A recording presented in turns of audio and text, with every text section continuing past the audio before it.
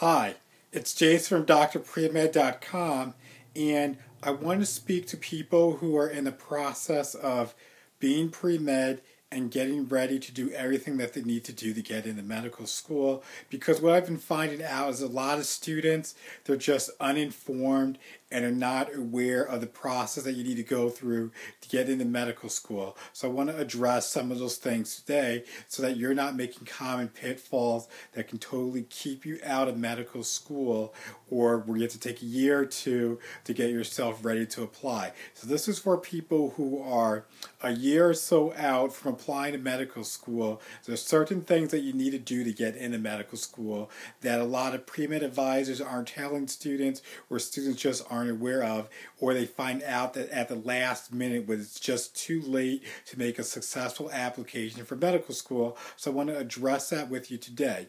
One of the things I need to talk about is medical schools is extremely competitive. Actually, what one of the physicians I worked with, their response is they had a daughter who's applying to medical school, and so they're going through the process with their daughter. And I said, you know what, Jason, the hardest part of medical school is getting in. And there's actually some truth to that when you think about it. Because once you're in a medical school, basically 97 and above percent of people who start medical school actually graduate medical school and become a doctor.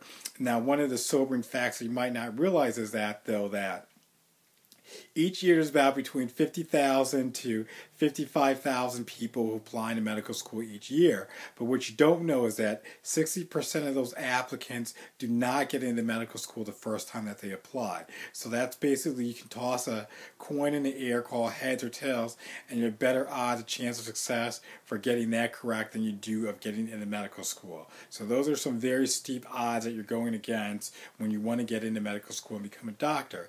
And what you also need to consider about is when you're going through the process of applying to medical school, there's a lot of unknown variables that are required to get into medical school.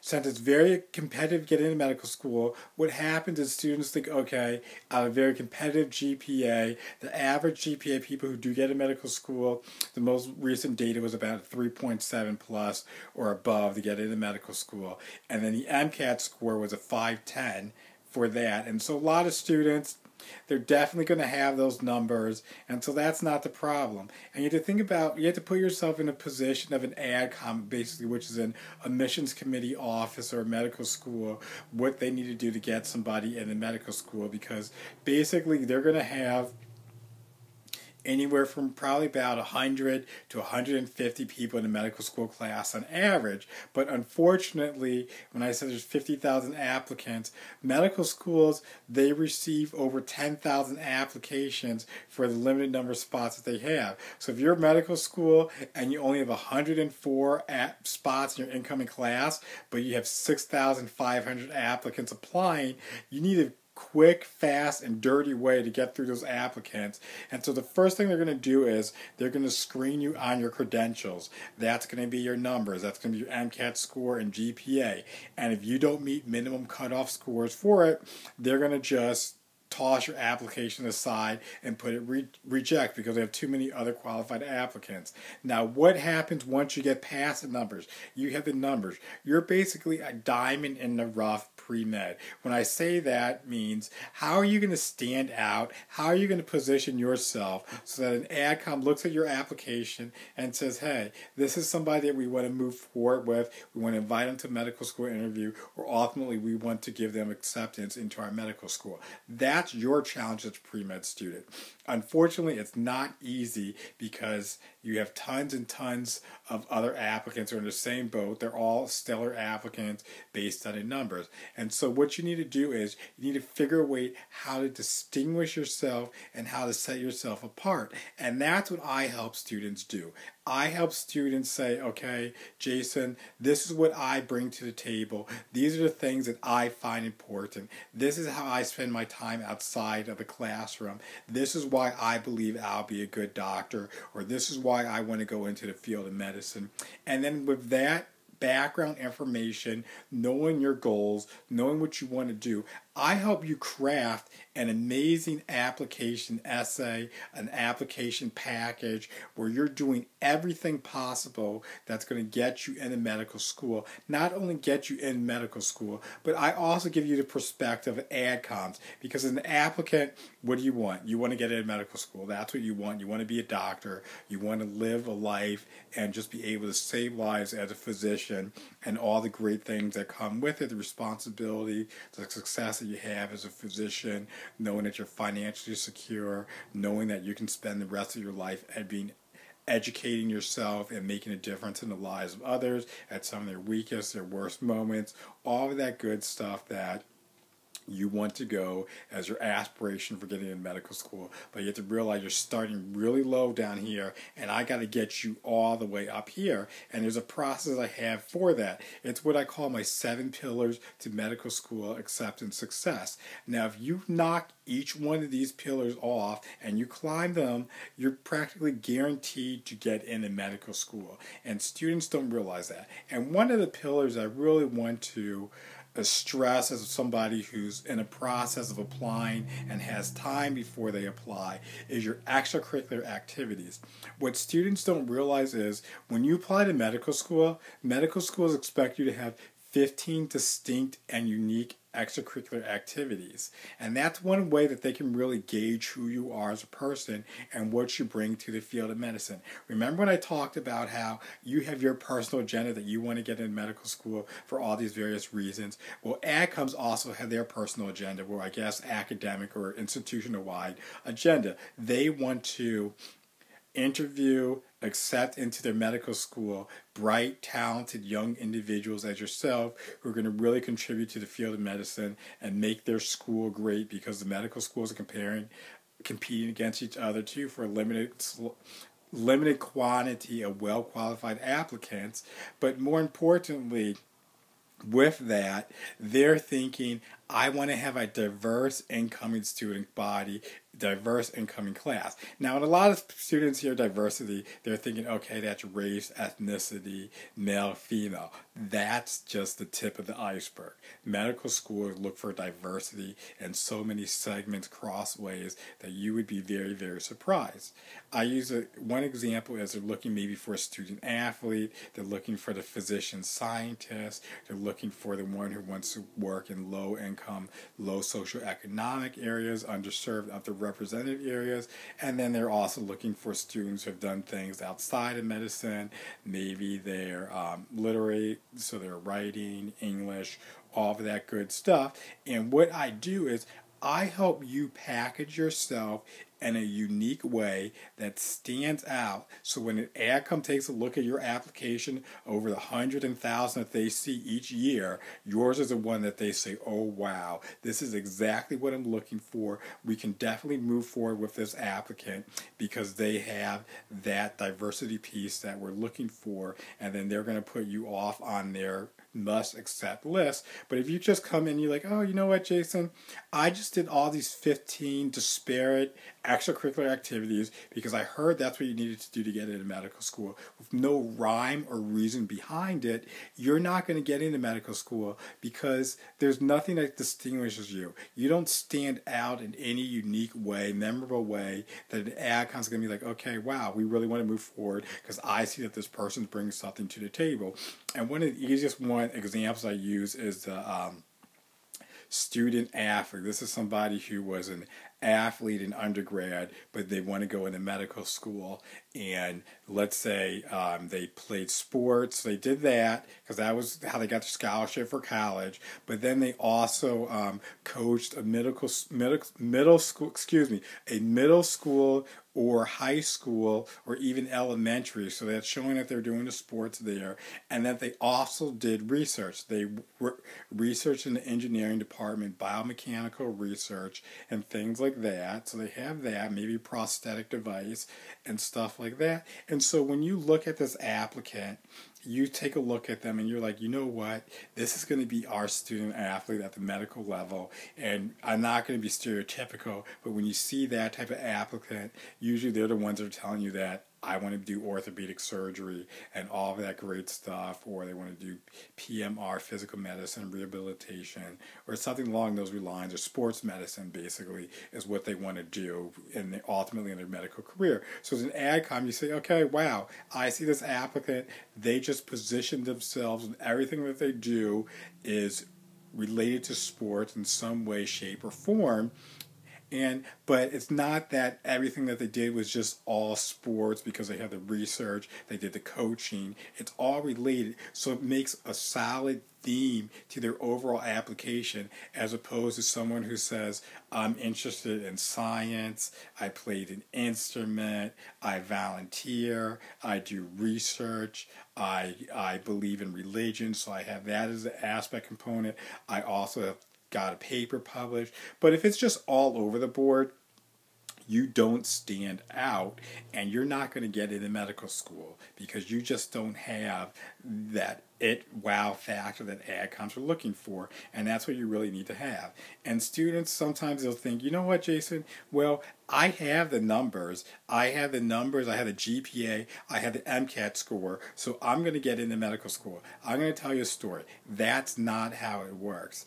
I'm friends with AdComs at the top medical schools, and in particular, there was an AdCom, actually I think it was a chair in the admissions committee at a prominent medical school in Boston, and we were out to lunch, and I was just talking to him about some things, and he was telling me, yeah, we had this applicant who applied to our medical school, but they were deficient in extracurricular activities, and I guess they found out like right before they were going to submit their application that they needed to do something. So they thought, oh, I'll just do a Habitat for Humanity project for a couple weeks, and then that would give me more extracurricular backbone to my application. And the AdCom told me, he's like, Jason, we looked over this applicant. He had everything we were looking for, but he just wasn't packaged the right way. And we ultimately turned down his application despite his outstanding test scores and numbers. And the reason being is that I have all these applicants who are applying to my medical school, files and files of applicants this big.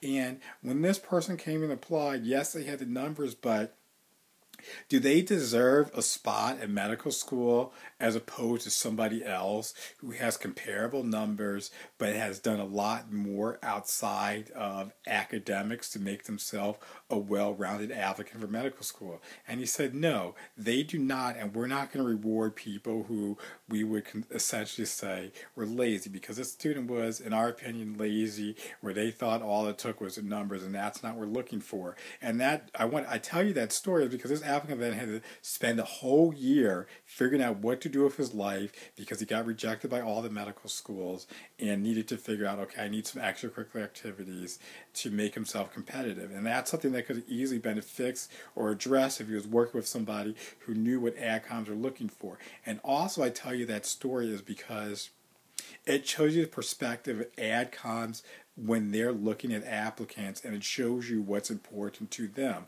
You might think, I just want to get into medical school. I want to be a doctor. That's great, fine, and dandy. But the AdComs, they have to look at the overall big picture of what's going on when it comes to filling their class. And even though like this person would have been great, would have done a lot for their medical school, they just weren't well-rounded enough to get into medical school, and it just didn't work out for them, so they had to go and spend a gap year doing something. And so why am I telling you all of this? Because I know you want to get into medical school. I know you want to be a doctor. You have this driving desire to be a physician, and that's great. That's wonderful. And you worked extremely hard as a pre-med student with those science classes, those labs, and just having a very, very packed schedule. But across the board, there's thousands, there's probably hundreds of people at your school who are exactly like you, and you need to figure out a way to stand out. And that's what I want to do. I want to help you do that. What I want to do, I want to offer to a select group of high-achieving, very talented students who know what they're doing and have a lot of potential and promise for getting into medical school. I want to actually work with you one-on-one or in a group setting over 6 months to give you all the strategies and techniques that you need to do now before you apply to medical school, so that when the time you are ready to apply,